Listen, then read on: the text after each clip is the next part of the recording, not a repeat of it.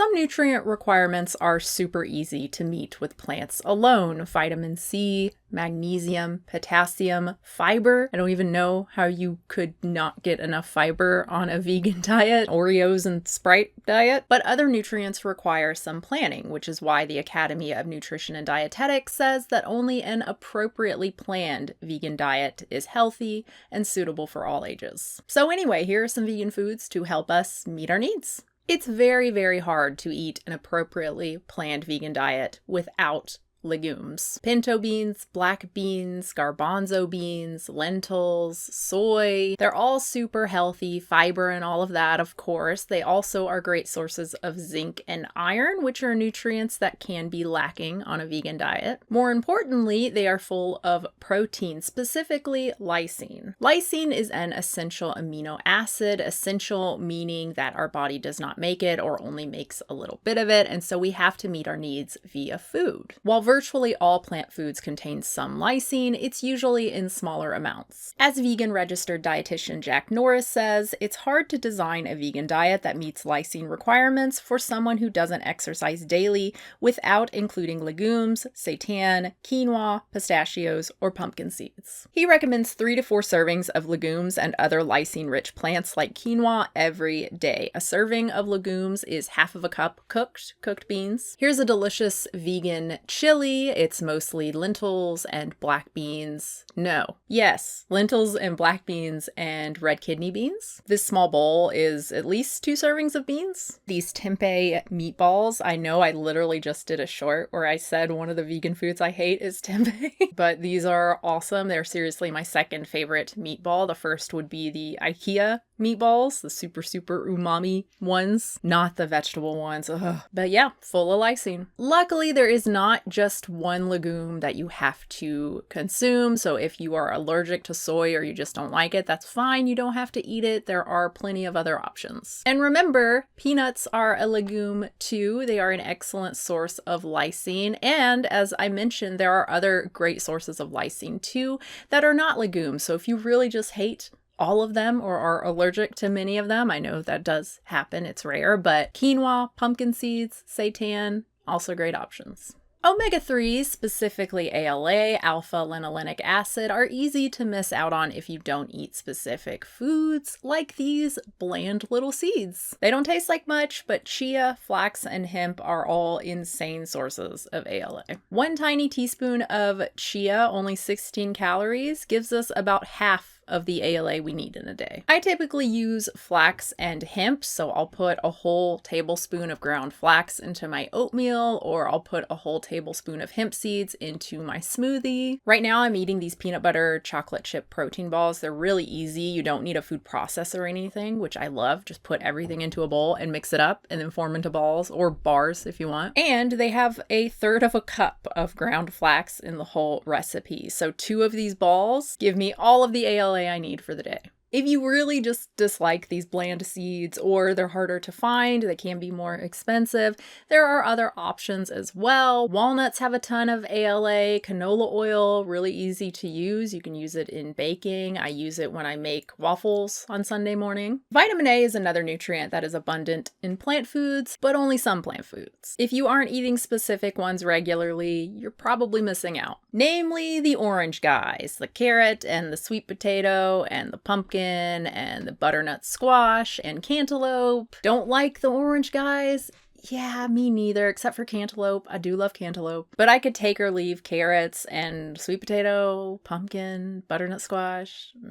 Luckily, there are other options. Red bell pepper has a lot. I use red bell pepper in everything from burritos and tacos to a stir fry, like this yummy tofu broccoli stir fry. Greens like spinach have a lot. Just 2 cups of chopped romaine meets about 50% of my needs. Calcium is so important, but it is so easy to miss out on it on a vegan diet. While vegans do not need to take calcium supplements to meet our needs, it sure helps. That's because only a few plant foods are actually really good sources. Certain greens like turnip greens and kale and bok choy. Jack Norris recommends at least 2 cups of these chopped and boiled every day. I don't know about you, but I am not eating 2 cups of kale every day. I've been vegan now for 14 years and I've never managed to eat these greens consistently. But what I will do consistently and have done consistently is drink some plant milk. There are tons of non-dairy milks on the market now. I just saw one, Bambara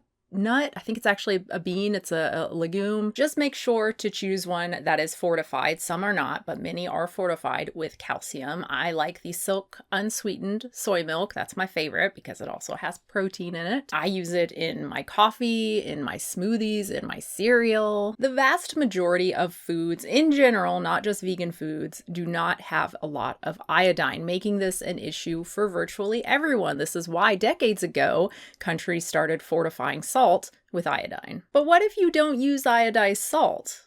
Well, unless you're eating seaweed regularly, you're probably not getting enough. So just switch out your sea salt with iodized salt. It's pretty simple. Or iodized sea salt. That's a thing now. And if you really don't want to do that, if you really have a particular salt you like that is not iodized, iodine supplements exist. Many multis, like the Deva vegan multi, contain iodine. So this last one is not really food. The one before is debatably food. I mean, salt. Salt is food. You eat it. You eat a supplement too, though. Point is, B12. It's so important. Plant foods have virtually none. You can't get enough from a vegan diet without supplementation, without fortification. Luckily, it's super easy. Many multis contain it. Again, the Deva multi has it.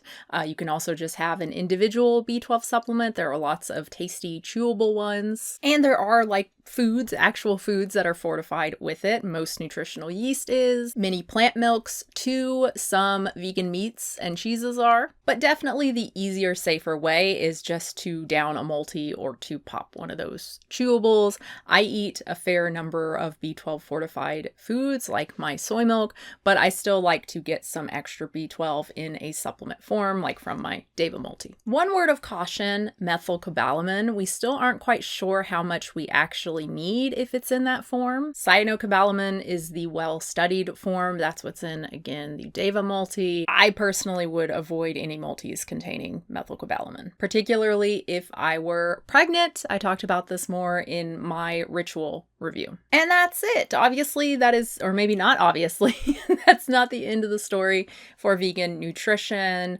Vitamin D, what do we do about vitamin D? There's a few others as well, so definitely check out, again, Jack Norris, his website, veganhealth.org. Specifically, his daily needs page is super awesome and has all of these nutrients of concerns, the ones that we should be paying attention to. And for those of you new to veganism, hopefully this was helpful. And also you can find more stuff like this, more information for beginner vegans in my playlist. I have a whole New for Vegans playlist. Thank you so much for watching, everybody. I hope you enjoyed it. Please like the video if you did, and subscribe and click the bell if you want to be notified when I upload a new video. Thank you, of course, to my patrons at patreon.com/unnaturalvegan. I do upload 2 exclusive videos there a month for $5 plus patrons. I upload a vlog just talking about whatever, baby, birds, who knows my teeth, who knows what I'm going to talk about. And then the second one is a controversial topic unrelated to veganism. So I've done, what month is it? I've done 7 of those so far. I started it at the beginning of the year. Again, that's for $5 plus patrons. And yeah, that's it for me, guys. Oh, merch. I have merch and I have an Amazon store page. That's it. New video soon. It's probably not it. I'm sure there's going to be a bunch of stuff after this, actually. But the point of the video is done. So I am not a big chili fan, but seriously, this chili, I don't know what it is. I'm sure I'll have some today and I'll hate it. Let's be real.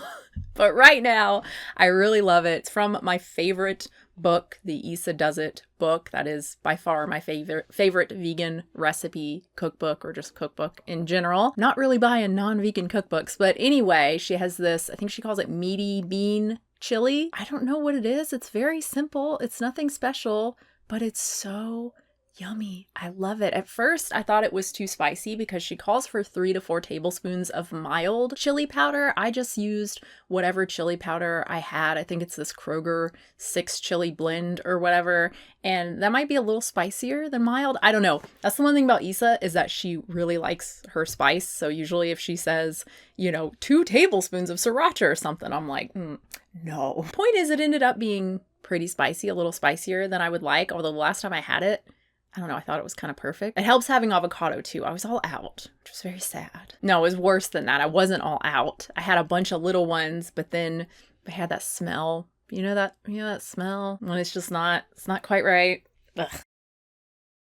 I cannot believe how much I love these stupid meatballs. Like, they're just mostly tempeh. Again, nothing special, but man, they are so good. I love the flavor. It doesn't have that nasty, bitter, weird tempeh flavor at all. Now, the tempeh is homemade. I didn't make it. Partner did. We had some soybeans that needed to be used, and he made tempeh with them, and it looks so gross, the fuzzy on it. Oh, it's just nasty. And I wasn't gonna eat these. I was making these for him and for the kids, the meatballs, but as I was mixing them up even and just forming them, it's like, this smells pretty darn good.